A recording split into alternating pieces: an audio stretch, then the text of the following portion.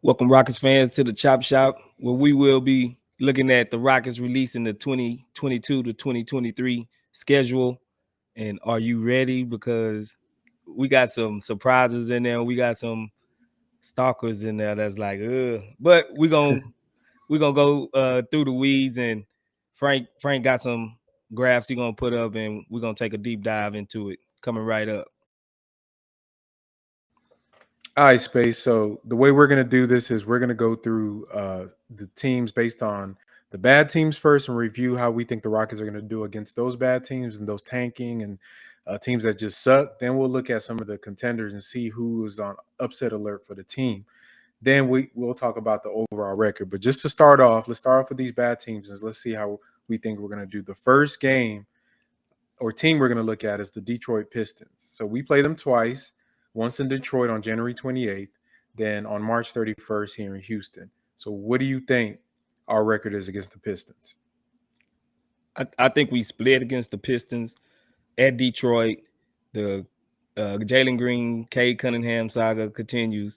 They're gonna come out pumped and ready. I think they actually got an advantage over us, being they're 1 year more, equipped in their rebuild than we are. So they're gonna, come out, have something to prove, chip on the shoulders. They ain't gonna get many wins, so they're gonna look at us like we can get a win against them, and we're gonna be looking the same, like we can finally get us a win against somebody, of our same stature and coming up in the league. And I think they pull it out at home, and I think we split when we go back in March. I think the guys a little bit more equipped, and the rosters and the rotations will be all settled down to where we ain't got too many veterans, Eric Gordon and all these guys still taking up minutes, because I believe that's how we're gonna start the season. And the young guys gonna come out proving a lot of energy, and I think we'll beat them on our home court. I can agree with that. I'm gonna go with you. I'm gonna say we split, so that's 1-1 for them. And I think that first game they actually beat us for the reasons you stated because they got a lot more veteran players and more complete team than us. And I think that as we kind of get into our groove, as we seen with Jalen and some of the young guys that really started to hit their stride on the second half of the season towards after the All-Star break, I imagine that team that we throw out there on the 31st is going to be something that is going to be a little bit nastier that the fan base is going to be excited about. So I say that March 31st team, you're going to get Jalen year two. You're getting Jabari in his NBA groove with the sea legs under him. Maybe Tari starting by then. We don't know. But I can see us beating them in that game, especially here in Houston at home. So yeah, I'm gonna go 1-on-1 for the Pistons. All right, so the next team we got is this one's gonna be good, bro. So we got the Orlando Magic. Now we already know how that came through with the summer league, and everybody was talking trash about Jabari because your boy Paulo kind of did his thing on him. I'm gonna go first on this. I'll say they beat us opening.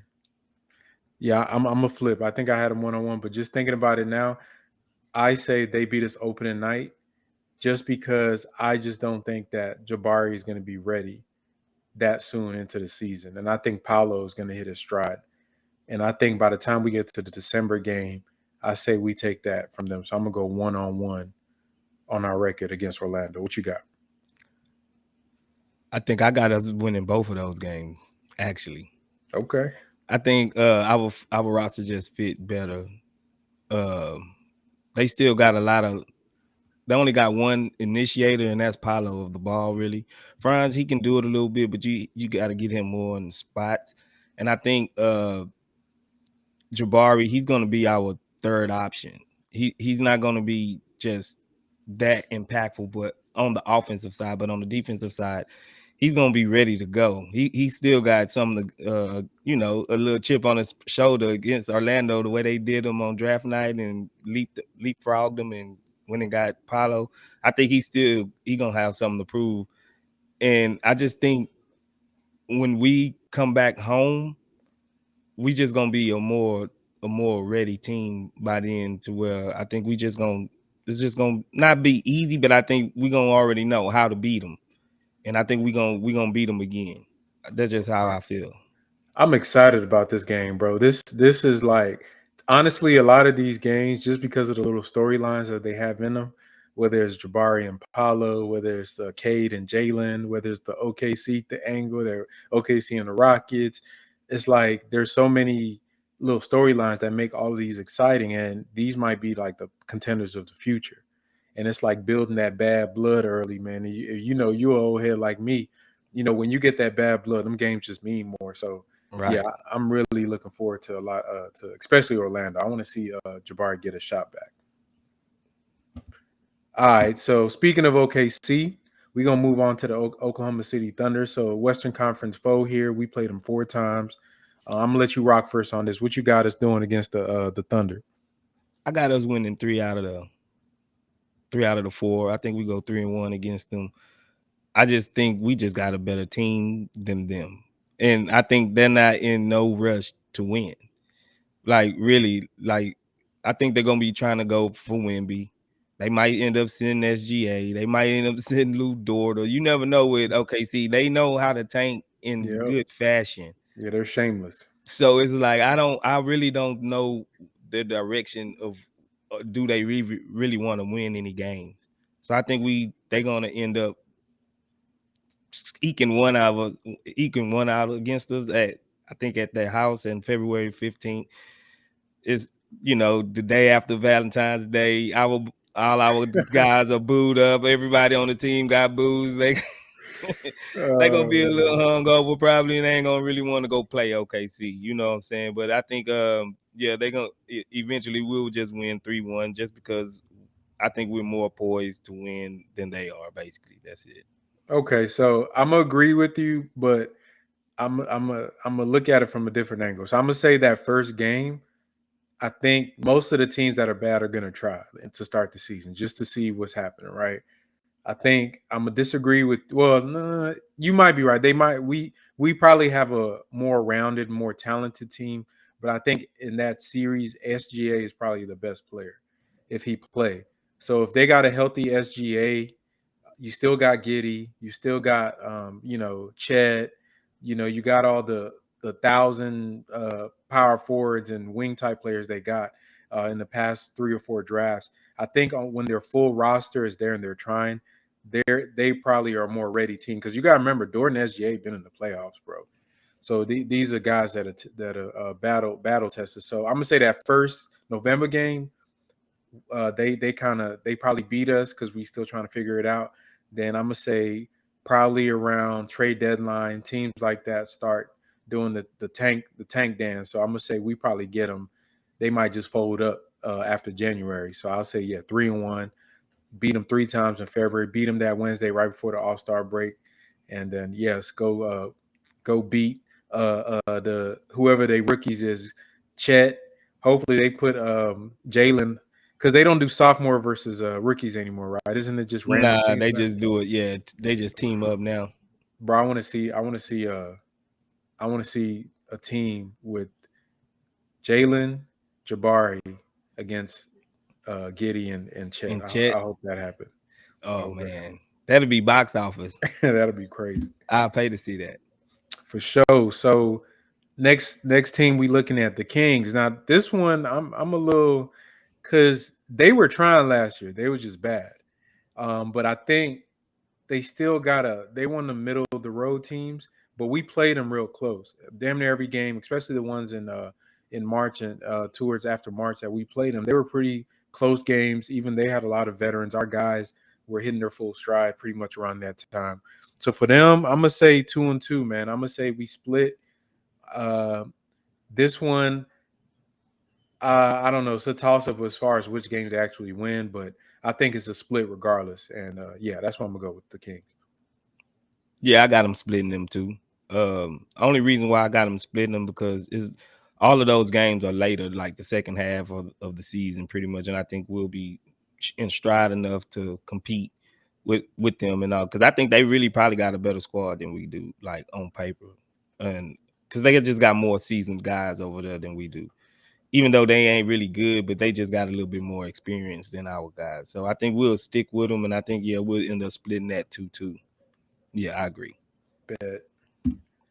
All right, so we got San Antonio now, so I'm gonna let you rock first with this because I heard your take on the Spurs. I think it's total domination. I think we're gonna beat them all 4 times. I just think Straight sweep. Yeah, I just think they just ready to lose. Like we seen, we we just seen what they did. They just got rid of Dejounte, you know what I'm saying, and they not really trying to replace him. They pretty much saying we tanking. They gonna roll out Primo and a lot of them. But I do like Keldon Johnson, but Yeah. I don't think he's enough to just put them over any team right now. Like they really got a lot of unexperienced guys, just like us, but at least our guys played together last year. The majority Right. of them, they got like almost a whole roster turnover over there, and I just think they just trying to lose, and I think they gonna lay down, and I think they gonna lose because that's what they trying to do. All right, I'm a disagree, and I'm gonna tell you why. You ain't wrong, but I gotta give Pop one win, bro. I think even trying to tank, he gonna squeeze out one win, bro. Even if they Against trying to us, tank yeah, probably against so. us, You bro. probably right. Just out of coaching, just out of just scheming. Even if they trying to tank, I still think Pop gonna get one off on us, maybe two, but I'm gonna go with one. So you go 4-0 for them. I'm gonna say we go 3-1 against the Spurs. Uh, okay, next team. This team is still to me is I consider them up in the air as well because the Pacers they have a weird team that is a weird mix of young and vets and in between, and I think it just depends on what they want to do. That they can either be one of them teams at the kind of the ninth, 10th spot in the East, or be tanking with the the bottom feeders at the NBA. For them, I got us going 1-1. I think that they beat us early in the early in the November game, and I say that in March when Jalen, all them boys get to like the range is off, Jabari's comfortable, Tari's starting at the three, they start throwing out them weird lineups and that everybody want to see.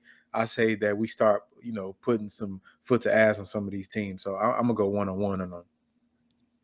I think we beat them both times just because they trying. I think they trying to lose too.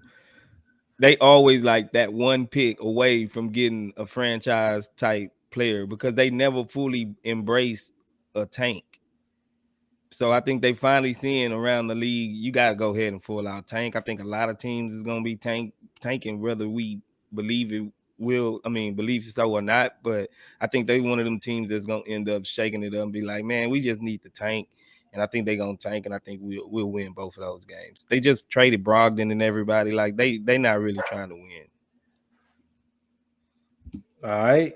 So the last, well, almost second to last, we got a late addition. The second to last team, and this one I don't even need anybody else's picture on there but Eric Gordon, king of the Utah Jazz, Mr. Utah himself, Mr. EG.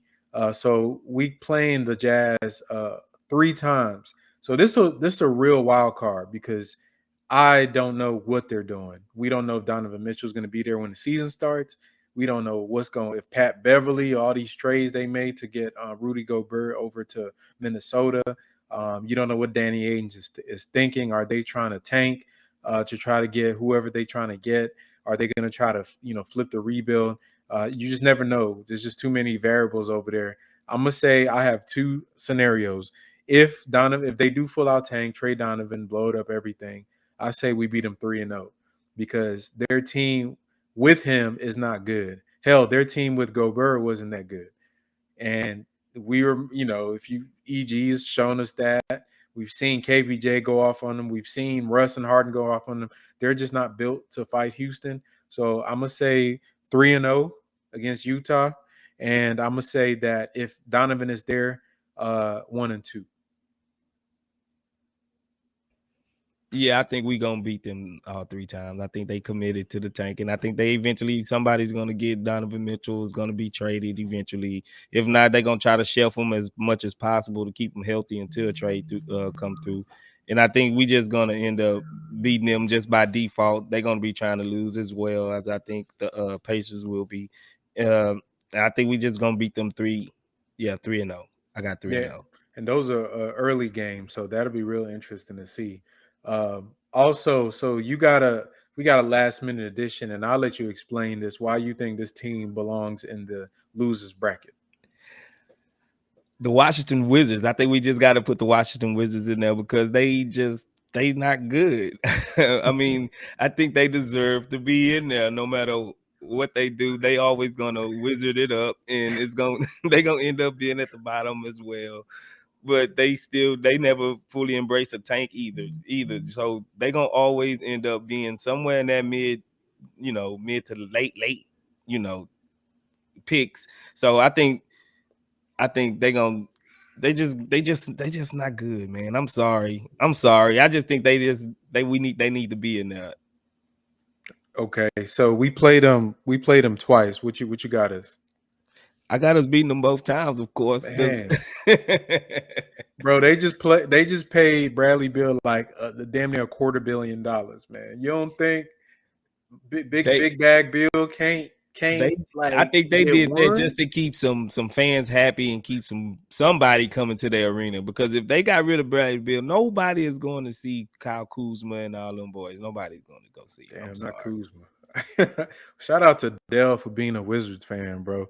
Shout out our boy Dell for being a Wizards fan and hanging in there with them. But man, I'm gonna say 1-on-1 because I think Bill, I think he got the potential to carry a game by himself. It's yet to be seen if we got one of them guys. I hope Jalen one of them guys that could backpack a team and just drop 40, 45 to a winning effort. So I'm gonna say 1-on-1. So okay, I'm gonna tally up our totals here. So for the bad teams, including the Wizards, you got us going 18-5, and I got us going 15-7 in the 23 games that we play those quote unquote bad teams. 18-5, bro. That's very generous, don't you think? Or Yeah, I'm being very generous, but I don't see no other reason why not to be against those type of teams because they unpredictable. So okay. either way, I think they're gonna be giving out some loss. I mean, giving out wins to everybody eventually at some point of the season. I think on how our schedule shaking up, we can be that team on a lot of the nights that those guys is looking to lose. So I think it's just almost by default that we win that many games, not because we just super talented, more talented than the other bottom feeders. I think they just gonna go all in on the tank, and we not. I feel that. I feel that. So I got us going 15-8, and I think just from what I've seen last year, we played bad teams close. So I think we take strides this year. I think Jalen is him. I think KPJ has a hell of a season coming into a contract year. I think Jabari shores up the defense a lot. I think they got a little deeper at the threes and the fours. So I would say those teams that just used to just beat us off of just bad roster construction, I don't think a lot of those victories are going to happen this year. Like we actually have a real NBA team with like tall people. So yeah, I think that's why we probably win those games out. All right, so we'll pivot over to the next segment and talk about the contenders and see who we got on upset alert. All right, so in this segment, we're gonna talk about the teams that are gonna be on high upset alert for the Rockets. I'm gonna rock first on this one. So we're gonna do an East Coast team and a West Coast team. So my East Coast team is gonna be the Boston Celtics. And I'm gonna tell you why, because I feel like they still don't have a player that could guard the post, and I think that's a game that LP can get in and do some damage. And when I watch how Golden State really punished them, I know we don't run that style of offense, but we have a lighter version of it. If they can get out P in the post and be able to run a lot of screens out of that with Jabari and KPJ and Jalen coming off of screens, Al Horford playing that drop coverage that Steph Curry cooked them on, I can see Jalen going off on the Celtics like he did earlier in the season, just based on the way the defense that they run. So I'll say out of the two games, a team on upset alert for the East Coast, I'll go with the Boston Celtics. Then on the West Coast of things, I got a rivalry brewing with Memphis, bro. I think that they probably mad. We beat them. That was a real. We really beat them. That was a good game. Like they tried. They came back and got they blood back the next time and beat us. But I say that the Jalen Ja kind of thing going on. Once again, the key in this one is going to be Shangoon, man. Triple J, I think he's going to be coming off an injury. Even when he comes back, I don't feel like he can guard Shangoon. Steven Adams, even though he guards Shangun as a big, he Shangun can draw a lot of fouls on him, and they play to drop with Steven Adams. A lot of teams that play to drop, Jalen goes off, and that's really the comp to Jalen to Steph Curry and those great shooters is that you can't drop on him because he can eat that space, get to the rim, or he can bust that three. So I'll say Memphis on the West Coast as well. What you got, bro? Yeah, on the East Coast, I'm gonna go with Miami. I think they just getting old. They don't really have too many perimeter defenders, and I think we heavy in our guards to where Jalen and KPJ will get around and go downhill, and I think Jabari will be enough to deter.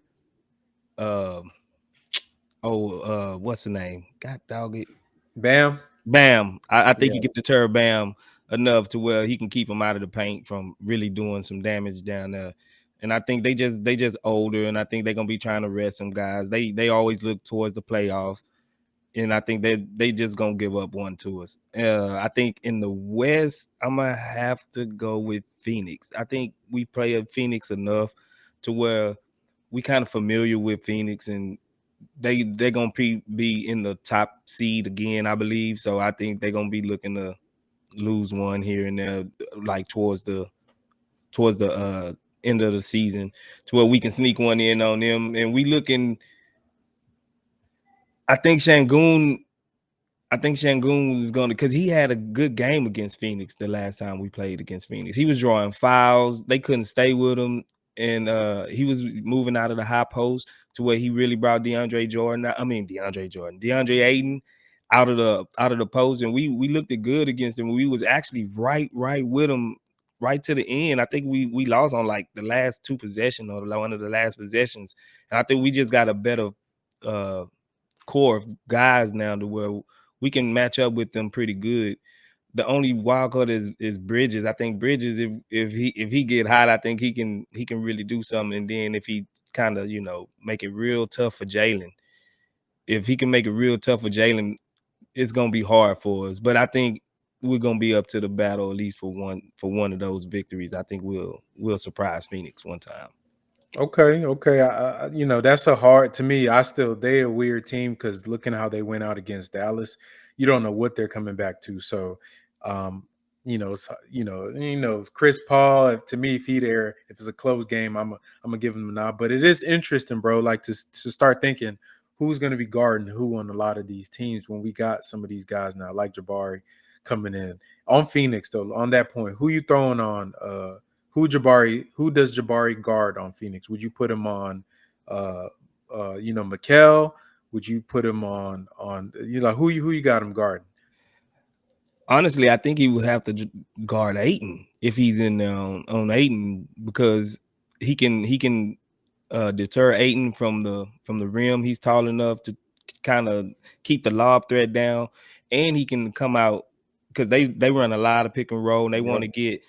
to get Chris Paul on the bigs, and I think Jabari suits the lateral movement, and he can keep up with their guards trying to do that. So I'm gonna have to put Jabari at the 5 and let Shangun hang back with Saric or whoever they're gonna be having at the 4. Just keep them out of from hitting an open 3, basically. So yeah, I think we're gonna have to put Jabari on 8. That's a great point, bro, because I was actually looking at the pick and roll frequency for point guards when I was doing the KPJ video that I made. And Chris Paul runs pick and rolls like damn near 60% of the time, which is like way higher than anybody else in the NBA. So, a lot of teams get cooked when they play that drop on him, and he got that mid range where your center sitting back in the paint and he just, get around the pick and get in that little spot and hit his little jumper. So you right, bro. I think putting Jabari at the 5 where we could switch those and just eat up that space and just force him to ISO. So that's a great point, bro. I agree with that, and that would be interesting to see. All right, so we got the upset. So now we're gonna go to the last segment where we're gonna talk about what we think the overall records for the team is gonna be. All right, last segment. So we're gonna give our overall records for the team and why we think. So I'm gonna go first.